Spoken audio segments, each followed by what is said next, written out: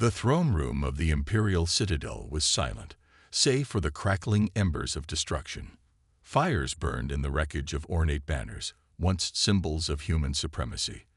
The once proud walls, etched with the history of the Dominion of Terra, were scarred with plasma burns.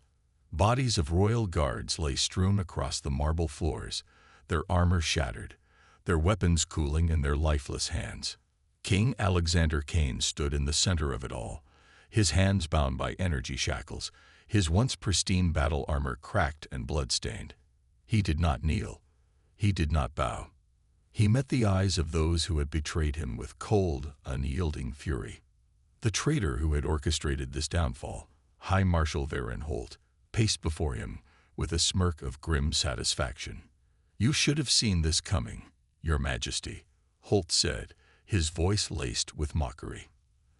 "The Dominion is crumbling, and you refuse to change. You led us into war against the unified might of the Selenary Concord, the Wyvath Dominion, and the Vrackle clans. And now, humanity burns because of your arrogance." Kane said nothing. Words were wasted on the spineless. Instead, he turned his gaze toward the figures standing at the far end of the ruined throne room, the alien warlords who had orchestrated this coup.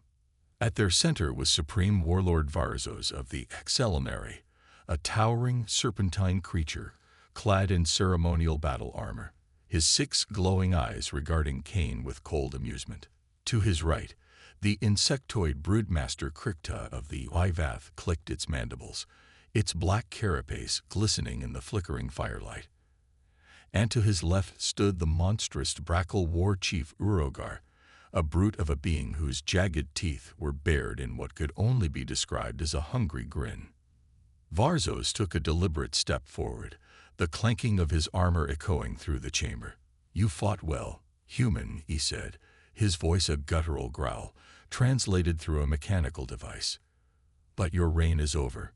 Terra belongs to us now." Kane's jaw clenched, his muscles tensing against the shackles. The Dominion had been his life's work. Humanity had risen from the ashes of old wars, expanding beyond Sol, forging an empire that rivaled the greatest civilizations in the known galaxy. And now, in a single night of treachery, it had all been taken from him. "You think you've won." Kane finally spoke, his voice hoarse but unbroken. "You think humanity will kneel." Holt scoffed. "They already have. Your fleets are in ruins. Your generals are dead or have sworn allegiance to the New Order. The people will accept the rule of the Concord in time." Kane turned his piercing gaze on the traitor, and for the first time, a flicker of uncertainty crossed Holt's face. "I know my people," Kane said, voice like iron. "You think you can break humanity. You think we'll be ruled by alien filth." He let out a low, humorless chuckle.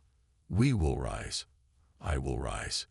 Varzos hissed in displeasure, his patience waning. "You will be exiled, Kane, left to rot on the forsaken world of Varkos. Your people will forget you. Your name will fade from history, and the Dominion of Terra will be nothing but a memory." Kane remained silent as the warlord gestured to his guards. Massive, armored figures approached, their hands gripping him with inhuman strength. As they dragged him toward the transport that would take him away from his throne, his people, and everything he had built, he did not resist. Not yet, for in his mind, the war had not ended. It had just begun. The prison ship tore through the atmosphere of Varkos, its hull glowing red as it descended into the planet's toxic storms. Inside, King Alexander Kane sat in the dark, hands still bound, muscles aching from the beating he had endured before departure. He ignored the pain. He ignored the hunger. He focused only on what mattered, survival. The alien guards made no effort to speak to him. To them, he was already dead. Varkos was not just a prison. It was a graveyard, a world of endless storms, barren wastelands, and the remnants of those the galaxy had discarded. Murderers, war criminals, exiled warriors, and those who had simply angered the wrong people. There were no guards, no cells, only death. The ship lurched violently as it made its final approach. A deep metallic voice echoed through the cabin. "Drop imminent. Brace for impact." The shackles on his wrists deactivated with a sharp hiss. A moment later, the floor beneath him vanished. Kane plummeted. The wind howled around him as he fell through a sky choked with ash and lightning. For a brief moment, he glimpsed the landscape below. Craggy mountains, desolate wastelands, the skeletal remains of old colonies long abandoned. And then the ground rushed up to meet him. He twisted in midair, angling his body just enough to land in a roll. The impact sent a jolt of pain through his bones, but he forced himself to his feet. The wind carried the distant sounds of howling, human, alien, and something else entirely. He was not alone. A new war had begun. Hashtag, hashtag, hashtag, a world without mercy. Kane did not remain in the open. He moved quickly, scanning his surroundings. The land was cracked and lifeless, the sky forever stained with a dull, blood-red hue. The only signs of civilization were the crumbling ruins of a settlement in the distance, its jagged towers barely standing against the relentless storms. He did not hesitate. He moved. His instincts screamed at him, "Watch your back, expect the ambush." And then, right on cue, the attack came. A figure lunged from the shadows, a rusted blade flashing in the dim light. Kane twisted, sidestepping the wild slash, and drove his elbow into his attacker's throat. The man, grimy, emaciated, and reeking of desperation, staggered, gasping for air. A second attacker emerged, swinging a jagged club. Kane ducked low, swept the man's legs, and drove a savage punch into his temple. The body hit the ground, unmoving. The first attacker scrambled away, eyes wide with fear. "You're no ordinary exile," he rasped. Kane wiped the blood from his knuckles. "I'm not." The man hesitated, torn between fear and curiosity. Then he spoke. "If you want to live, you need to move. There's worse things than scavengers out here." Kane's gaze remained unreadable. "Show me." Hashtag, hashtag, hashtag, the gathering storm. The ruined settlement was worse than it had looked from a distance. The bones of long-dead prisoners littered the streets. The few survivors were barely more than walking corpses, broken, starving, with nothing left but the will to keep breathing. But not all of them were weak. In a crumbling war shelter, Kane met the ones who still had fire in their eyes. Callista Graves, once an admiral of the Dominion fleet, her face scarred from a plasma blast, but her mind still razor-sharp. Durin Vex, a former cybernetic commando, his augments damaged, but still lethal. Silas Rowe, a tactician who had been left to rot after refusing to betray his homeworld. And many others, forgotten soldiers, outlaws, remnants of humanity's shattered dominion. Kane looked at them and saw what the alien warlords had failed to understand. They had not destroyed humanity's spirit. They had simply cast it into the fire. And fire, it spreads. Kane stood at the center of the ruined war shelter, his piercing gaze sweeping over the ragtag survivors before him. The air was thick with dust, the scent of rusted metal, and old death lingering like a curse. These were not soldiers. Not yet. They were the discarded remnants of a fallen empire, exiles, outlaws, scavengers, and warriors who had once fought under the Dominion's banner. But Kane saw something else in them. He saw fire. He saw the embers of what humanity could be, buried beneath layers of defeat and despair. He would fan those embers into an inferno. "We don't have time to lick our wounds," Kane said, his voice cutting through the murmurs of doubt. "The alien warlords think we're dead men walking. They think Varkos is where human defiance goes to die." He let the silence hang for a moment before continuing, his tone turning sharper. "They're wrong." A few of the survivors shifted, uneasy. Others, like Callista Graves and Durin Vex, watched with interest. Silas Rowe, the former strategist, leaned against a broken column, studying Kane like a puzzle waiting to be solved. "You want to fight back," Kane continued. then you need to become more than what you are. Strength isn't enough. You need discipline. You need strategy. You need to become an army. A scoff came from the back of the room. A massive figure stepped forward, his arms folded across his scared chest. Garrick Trell, leader of one of the largest scavenger gangs on Varkos. He was built like a war machine, a relic of old Dominion genetic enhancements, his face lined with the bitterness of too many lost battles. "And who made you the king of the damned, Cain?" Garrick sneered. "We've survived just fine without your speeches. You think a few words are gonna change anything?" Cain stepped forward, unfazed. "Surviving isn't winning." His eyes locked onto Garrick's. "You think scraping by, fighting over scraps, hiding like rats is enough. That's why the warlords let this world exist. They don't fear you." Garrick bared his teeth. "And they fear you." Cain didn't blink. "They will." The tension in the room thickened. Then Callista Graves stepped forward, arms crossed. "You want an army, Cain? Then you'll need more than scavengers. You'll need the Forsaken Legion." Murmurs rippled through the group. Even Garrick's expression darkened at the name. The Forsaken Legion. The last true warriors of the Dominion, exiled to Varkos after refusing to surrender to the alien warlords.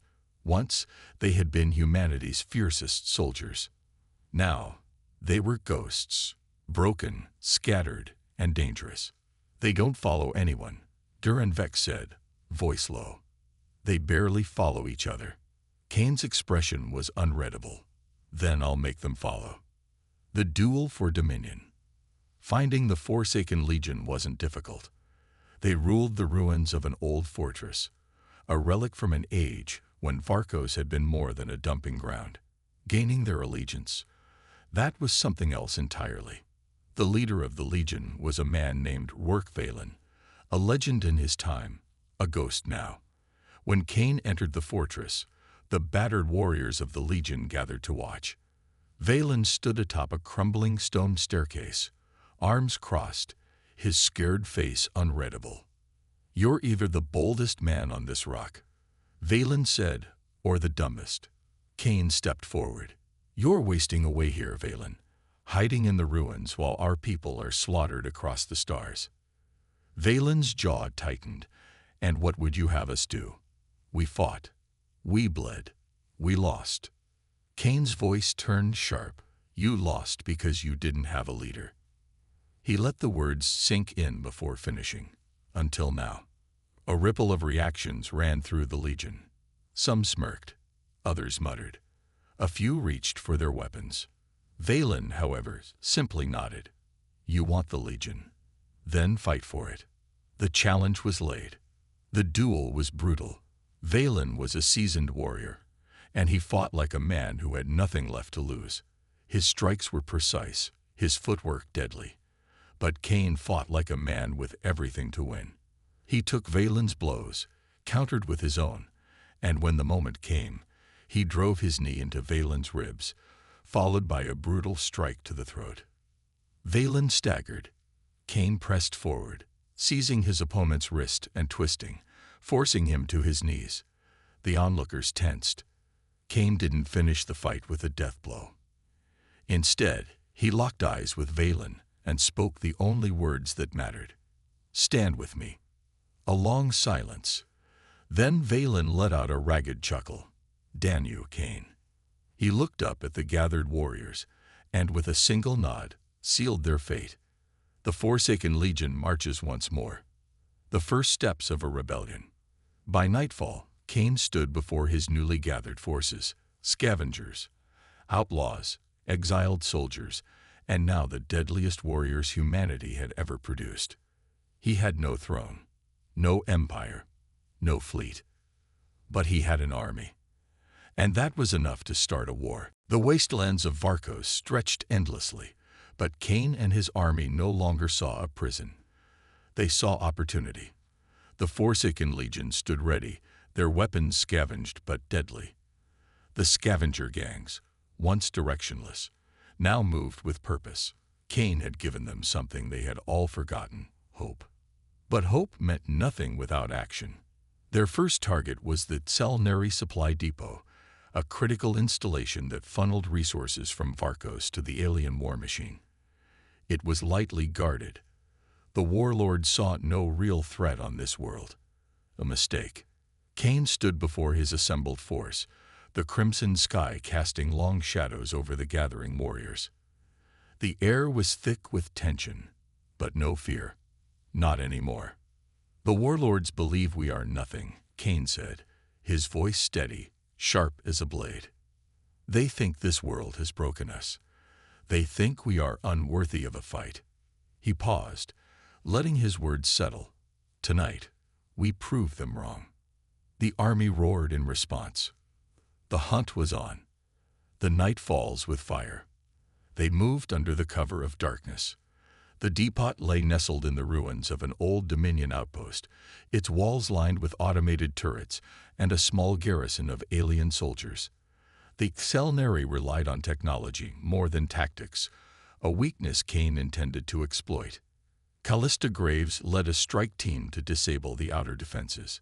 Using old Dominion encryption codes, they slipped past the first perimeter undetected, cutting power to the automated turrets before the enemy even knew they were there. Duran Vex and a small assault team infiltrated the central barracks. They struck fast, and without mercy, knives in throats before alarms could sound. The garrison never saw them coming.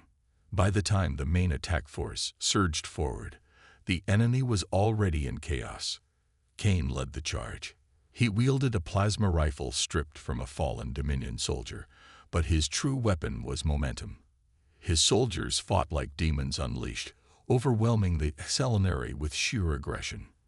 The alien defenders, tall, six-limbed creatures with hardened carapaces, fought back with their advanced weapons, but it was not enough.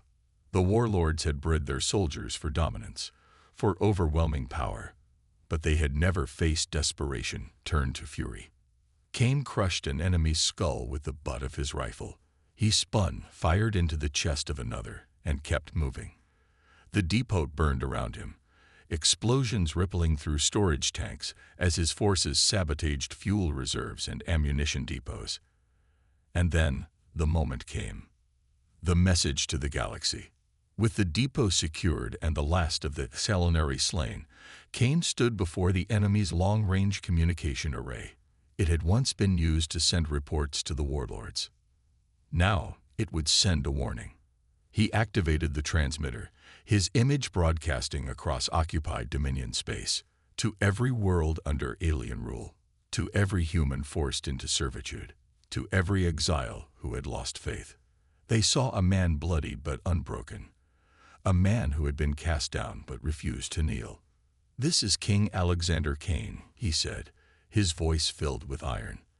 "The warlords thought they could bury humanity's strength, that they could erase us." He let the silence stretch before finishing. They were wrong. He stepped aside, revealing the burning Salnary depot, the shattered corpses of the oppressors behind him. "This is only the beginning." The broadcast cut. For a moment, there was nothing but the crackle of flames. Then Callista stepped beside him, arms crossed. "They'll send everything they have now," she said. Kane smirked. "Good. Let them." Because for the first time since his exile, he was no longer the hunted. He was the storm coming for them all. The message spread like wildfire. Across occupied Dominion space, whispers of rebellion turned into roars. Humans who had long accepted servitude suddenly dared to dream of freedom again. On labor colonies, on industrial worlds, even in the ranks of conscripted human forces under alien command, the name Kane was spoken with reverence and fear. The warlords, however, responded as expected, with fury. The Salnary, humiliated by the loss of their supply depot, sent a fleet to eradicate Kane and his forces before the rebellion could gain traction. The enemy was coming, and they were bringing the full weight of their military might. Kane stood at the edge of a crumbling plateau, overlooking the barren wastelands of Varkos. Behind him, his army prepared for battle.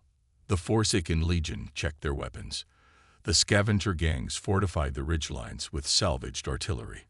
The survivors of Varkos, outlaws, exiles, and forgotten warriors, now stood as a unified force. Durin Vex approached, his cybernetic arm whirring as he adjusted a shoulder-mounted cannon. "They're sending a whole damn fleet for us. Not just ground troops, warships." Kane's expression was unreadable. "Then we take their fleet." Callista Graves, arms crossed, raised an eyebrow. Stealing a warship from orbit isn't exactly a simple task. Kane turned to her. Neither was surviving this long. "The trap is set." The enemy fleet arrived in force. 5 Selnari warships, a dozen dropships, and an entire battalion of alien soldiers. The warlords weren't here to capture. They were here to erase Kane from existence. But they underestimated him. As the dropships descended, Kane and his forces vanished into the terrain, hiding among the ruins and crags of Varkos's wastelands. The Selnari spread out, hunting them through the jagged cliffs. They expected a disorganized resistance, a desperate last stand. Instead, they found a slaughter. Kane's forces struck with brutal efficiency. The scavenger gangs emerged from tunnels, ambushing patrols with makeshift explosives. The Forsaken Legion moved like ghosts, eliminating entire squads with silenced plasma rifles. Durin Vex led a unit through the enemy's flank, cutting through their officers before they could organize a counterattack. The Excelinary quickly realized their mistake. They had not landed into a battlefield. They had walked into a trap. The alien commander, a massive warlord named Scareth, growled in frustration as he realized his ground forces were being wiped out. He turned his many-eyed gaze to the sky and barked an order to his fleet. "Burn the surface. Leave nothing alive." From orbit, the Selnari warships charged their plasma batteries, preparing to glass the battlefield. And that was when Kane made his move, stealing the enemy's sword. Before the Selnari fleet could fire, Kane's infiltrators struck from within. A small strike team, led by Callista Graves, had hidden aboard one of the initial dropships. Once inside the warship, they hacked into the enemy's systems, turning their own security against them. Hallways filled with fire and smoke as Selnari warriors fought each other, blinded by false signals and reprogrammed defense turrets. By the time the alien captain realized the ship had been compromised, it was already too late. Callista stormed the bridge, plasma pistol in one hand, a combat knife in the other. The Selnari captain lunged at her, only to be shot twice in the face. His body collapsed over the control panel, blood sizzling against the screens. She activated her comm. "Bridge secured." On the surface, Kane smirked. "Good. Now turn their own guns against them." Moments later, the captured warship opened fire on the Selnari fleet. Plasma cannons ripped through enemy hulls. The warlords had expected to exterminate a dying resistance, not to face their own warships. Their formation crumbled. One ship detonated in a brilliant explosion. Another, engines crippled, spiraled into the wasteland below. Panic spread through the enemy ranks. On the ground, Kane led the final charge, cutting through the last remnants of the Selnari ground forces. The alien warlord Scaroth tried to flee, but Kane was faster. The fight was brief, brutal, merciless. Kane shattered Scaroth's weapons, then drove a blade through his throat, ending the Selnari's reign with a single decisive strike. The turning point. As the last enemy warship flew into hyperspace, Kane stood atop the burning wreckage of the battlefield, his captured warship hovering above like a symbol of defiance. The warlords would come again. But now, Kane had a fleet. And the galaxy had seen something it had not witnessed in years. Humanity's first victory. The warship loomed above the wastelands of Varkos, its Selnari insignia now a mockery of its former owners. Smoke still rose from the battlefield, the wreckage of alien dropships littering the scared terrain. Kane stood amidst his warriors, watching the stars. They had won their first real battle. But he knew better than to revel in victory. The war was just beginning. Callista Graves approached, wiping alien blood from her knife. "Interrogation reports are in," she said. Before we put a blade through his throat, Scaroth admitted something interesting. Kane turned his gaze toward her. The warlords are afraid, she continued. Your message shook them harder than we thought. There's unrest in their ranks. Silas Rowe, the strategist, stepped forward. The Vrackle clans and the Wyvath Dominion don't trust the Selnari to hold control over humanity. The alliance that overthrew you, it's cracking. Kane let out a slow breath. Divide and conquer. The warlords had built their rule on unity. If that unity was crumbling, then they were vulnerable. Callista smirked. We can exploit this. Duran Vex stepped up, his cybernetic hand clenching into a fist. Then let's hit them again. Hard. Kane nodded. We will, but not just with firepower. His mind was already working, already forming the next step in the war. One victory wasn't enough. He needed to set the whole galaxy ablaze. Operation Emberstorm. The plan was bold, reckless, and exactly what was needed. They wouldn't just attack another supply depot or ambush another garrison. They would steal an entire fleet. The target? The Selnari shipyards at Varen's Rift, one of the largest orbital construction facilities in the sector. The warlords used it to refuel, repair, and manufacture new warships. Capturing it would cripple their ability to retaliate and provide Kane's rebellion with the firepower to take the fight beyond Farkos. But this time, the enemy would expect an attack. The warlords wouldn't underestimate him again.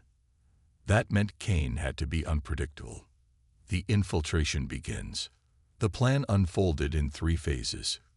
First, infiltration. Callista led a strike team disguised as scavengers aboard a stolen merchant freighter, slipping through the shipyard security perimeter under forged credentials. Once inside, they would sabotage the station's defenses and disable communication relays.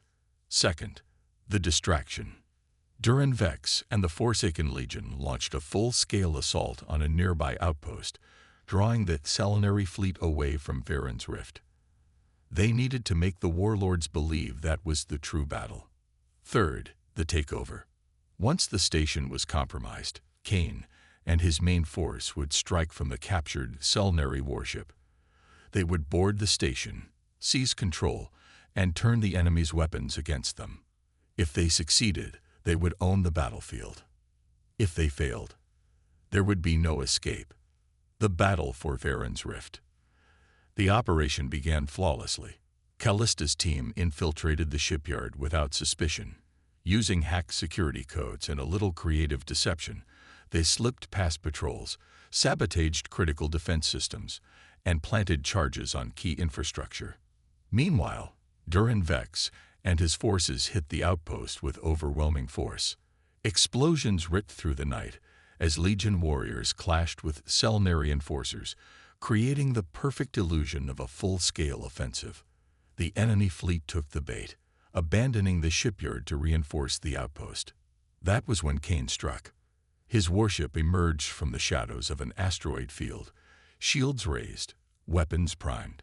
Before the shipyard could react, Callista's team disabled the station's defenses, leaving them wide open. Kane and his forces stormed the shipyard like a hurricane of fire and steel. The Selnari fought back, but they weren't warriors. They were engineers, workers, and officers caught off guard. The Forsaken Legion tore through them, securing hangars, control centers, and weapons depots. The battle was brutal. Close-quarters combat in the narrow corridors of the station turned the facility into a slaughterhouse. But Kane's forces were relentless, cutting down every last trace of the enemy. Within an hour, the Selnari had lost control of their own shipyard, and with it, Kane gained something far more valuable than just a victory: the rise of the rebellion. As the dust settled, Kane stood on the bridge of the largest captured warship, a Dominion dreadnought, long thought lost, now reclaimed by its rightful owners. Below, in the station's hangars, hundreds of newly liberated human captives stood in awe. These were the workers and engineers that Selnari had enslaved, forced to build ships for their conquerors. Now they had been freed. Kane activated the shipyard's broadcast systems, sending another message to the galaxy. He appeared on screens across the sector, standing tall, clad in battle-worn armor, with the burning Selnary insignia behind him. "This shipyard is no longer theirs," he declared. "This fleet is no longer theirs." He looked into the camera, his voice turning cold. "The Dominion of Terra does not kneel. We do not bow. We do not break. We rise." He paused before delivering the final blow. "To all those who still fight, to all those who still believe, join us. The rebellion has begun." Across occupied human worlds, the message ignited a fire that could not be extinguished. The war for humanity had truly begun. The Selnary shipyards at Varen's Rift no longer belonged to the warlords. They belonged to Kane's rebellion. For the first time since humanity's fall, the warlords had lost more than just a skirmish. They had lost a stronghold, a fleet, a symbol of their dominance. And now, the war was no longer confined to the wastelands of Farkos. It was spreading. The War Council. In the Dreadnought's war room, Kane stood at the head of a massive table, a holographic map of occupied human space flickering before him. Around the room, the leaders of his rebellion gathered: Callista Graves, Duran Vex, Silas Rowe, Rourke Valen, and a few new faces. Captain Elias Harker, a former Dominion officer who had been enslaved in the shipyard, now eager to take the fight back to the warlords. Lena Kor, a cybernetic tactician who had been working as a saboteur in the outer colonies, now pledging her expertise to the cause. General Krenstall, once a high-ranking Dominion commander, now a prisoner-turned-rebel leader. The rebellion had grown, and with it, so had Kane's ambitions. Silas Rowe tapped on the holomap, highlighting several key locations. "Your message reached farther than we anticipated. Resistance cells are rising on over a dozen occupied worlds. But they need leadership, they need weapons, they need ships." Duran Vex cracked his knuckles. "Then we give them ships." Callista nodded. "We now have a fleet, but we can't just rush headfirst into battle. The warlords have had years to entrench themselves. If we strike blindly, we'll lose everything we've built." Kane listened, his expression unreadable. He had always been a warrior, but now he had to be more. A commander, a strategist, a ruler. "We'll hit them where they're weakest," he said. "We don't just fight battles. We ignite uprisings. We turn their own people against them. We make the warlords fear their own empire." He pointed at the next target, the slave world of Arion Prime. The uprising on Arion Prime. Arion Prime was once a proud Dominion colony, but after humanity's fall, it had become a prison world. The Selnary used it to break human prisoners, turning them into mindless workers, cannon fodder, or worse, experiments. That ended tonight. Kane's fleet dropped from hyperspace like thunder, emerging from the void with the stolen Selnary warships leading the charge. The warlords' defenders, still reeling from the loss of Varen's Rift, were completely unprepared. The battle in orbit was swift and brutal. Kane's forces, now battle-hardened veterans, hacked into the planetary defense grid, turning the warlords' own automated cannons against them. Then the ground assault began. Duran Vex led the vanguard, crashing into the slave camps with overwhelming force. Legion soldiers moved like shadows, slicing through Selnary guards before alarms could even sound. Callista's strike teams seized the communications towers, broadcasting a single message to the enslaved humans of Arion Prime: "Rise. Fight. Take back your world." And they did. Across the planet, prisoners revolted. Overworked laborers turned their tools into weapons. Captive soldiers overpowered their Selnary overseers. Entire barracks of human conscripts turned on their alien commanders. By the time the sun rose over Arion Prime, that Selnary presence had been eradicated. The warlords had lost another world. The warlords' response. But Kane knew there would be consequences. The warlords were powerful not just because of their military might, but because of their political alliances. And now, With 2 major defeats, those alliances were fracturing. In the war room aboard his dreadnought, Kane and his council watched intercepted transmissions. "The Wyvath Dominion is demanding stronger action against us," Silas reported. "The Vrackle clans are refusing to send reinforcements unless the Exalnari can prove they still have control." Callista smirked. "They're panicking." Kane studied the transmission feeds. One stood out, the voice of a warlord he knew all too well. Archon Vazal, the Tselnari Supreme Commander, the one who had led the charge against humanity's fall, the one who had personally cast Kane down when the Dominion fell. On the screen, Vazal's voice was sharp with rage. "Kane is no longer an inconvenience. He is a threat to our rule." The warlord turned to his council, his many-eyed glare filled with fury. "Summon the High Lords of the Conclave. It is time we remind humanity of its place. The final stage begins." Kane turned away from the transmission. He had expected this. He wanted this. "They're bringing everything they have," Lena Kor said, her mechanical fingers drumming against the table. "A full war council. Unified forces. The last time they did this, they crushed humanity." Kane's expression darkened. Not this time. The warlords wanted to end the rebellion before it spread any further. That meant they would gather their forces in one place, a single decisive counterattack. And that was exactly what Kane wanted. He wanted them to bring their fleets, their warlords, their armies. Because this wasn't just about survival anymore. This was about revenge. Kane turned to his council, his voice steady, absolute. Let them come. Because when they did, he would do what they had once done to him. He would break them. The trap was set. Kane knew the warlords would not tolerate another defeat. The loss of Varen's Rift and Arion Prime had been humiliations they could not afford. Their entire empire was built on the illusion of absolute control. And Kane had shattered that illusion. So they would come. Not just a fleet, not just an army. They would bring everything. The High Lords of the Conclave, the warlords who had ruled over humanity since the fall of the Dominion, had called a summit to coordinate their retaliation. It was to take place in the Tselnari fortress world of Kalos, deep in their territory, surrounded by planetary defenses and armadas. The warlords believed they were preparing a counterstrike to crush the rebellion. They had no idea they were walking into their own funeral. The infiltration. Kalos was a fortress, but fortresses can be breached. Callista Graves led a team of infiltrators, slipping into the planetary defense grid using stolen Tselnari codes. Disguised as warlord envoys, they hacked into the orbital defenses, planting false readings to mask the incoming fleet. Meanwhile, Duran Vex and the Forsaken Legion launched a series of diversionary attacks on outer Tselnari colonies, drawing away key reinforcements. The warlords believed the rebellion was still scattered, still fighting on the fringes.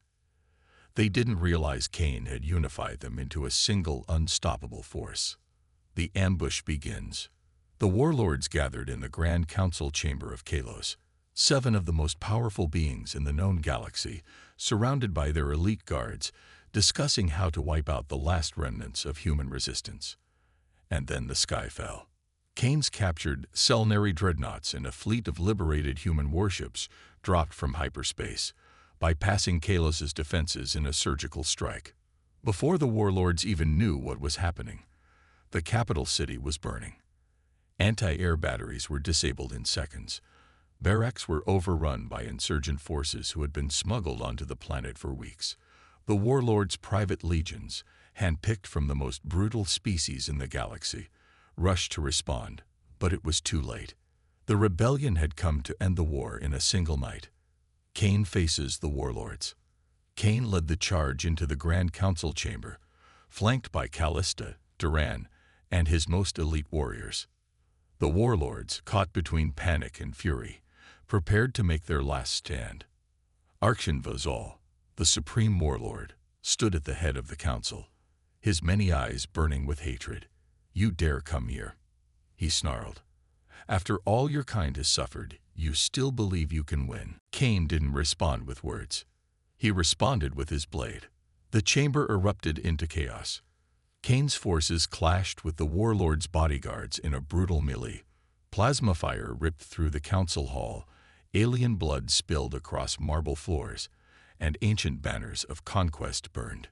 One by one, the warlords fell.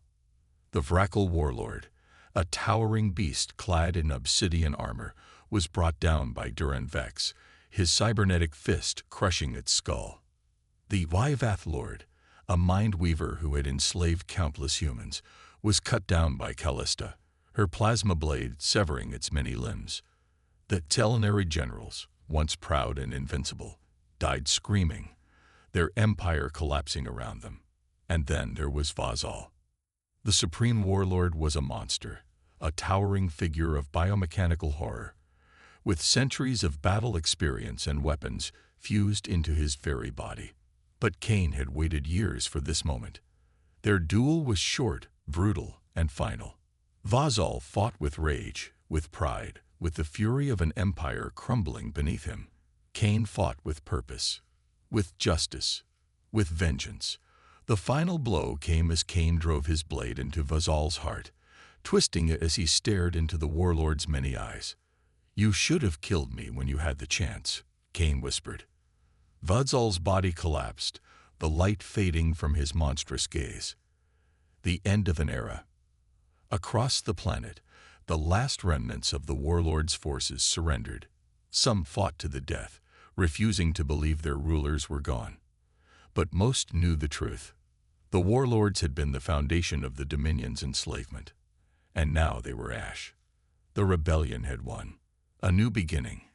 Cain stood atop the ruins of the Grand Council chamber, the banner of the Dominion of Terra raised behind him. The galaxy watched. Liberated humans across occupied worlds saw their oppressors fall, their chains broken, and for the first time in decades, humanity was free. Cain turned to his people, the soldiers, the rebels, the survivors, the ones who had fought beside him, who had never given up, who had made the impossible real. "The war is over," he said. "The warlords are dead. Their empire is broken." He looked across the stars, his voice resolute. But this is only the beginning.